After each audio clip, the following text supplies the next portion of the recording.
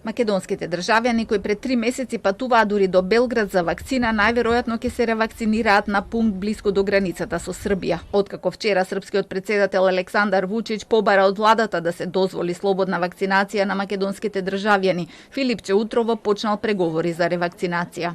Утрово разговарав со министерот Лончар да видиме дали може да се организира некој пункт поблиску до нашата земја за очекувано поголемата бројка на граѓани кои што треба да се ревакцинира околу помеѓу 17 и 20 јуни. И зема обврска да целокупниот тој процес го организираме. Веројатно дека ќе биде во некој од веќе постојните пунктови.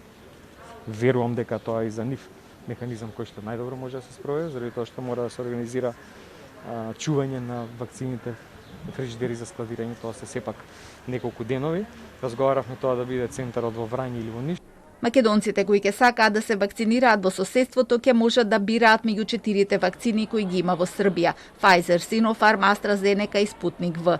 Синоќа авион од Русија со компоненти за руската вакцина Sputnik V слета во Белград, а производството на вакцината во институтот Торлак почнува денеска. Со тоа Србија станува првата земја во Европа што ќе произведува руска вакцина. Во првата фаза ќе бидат произведени 4 милиони дози од вакцината, која ќе се користи првенствено за српските граѓани, но ќе му се помага и на регионот.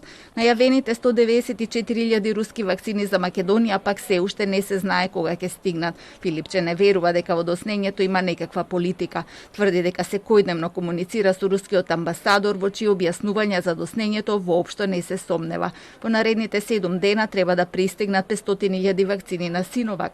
Министерот очекува мирно лето. Ковид центрите се практично затворени и засега нема никакви знаци дека нешто ја влошува епидемиолошката ситуација, но сепак е резервиран, затоа што никој не може да предвиди со сигурност дали ќе се појави некаква мутација на вирусот. Нашата проценка со резерва дека следниот период од 2 месеци летни кои што се пред нас ќе биде мирна епидемиолошката ситуација.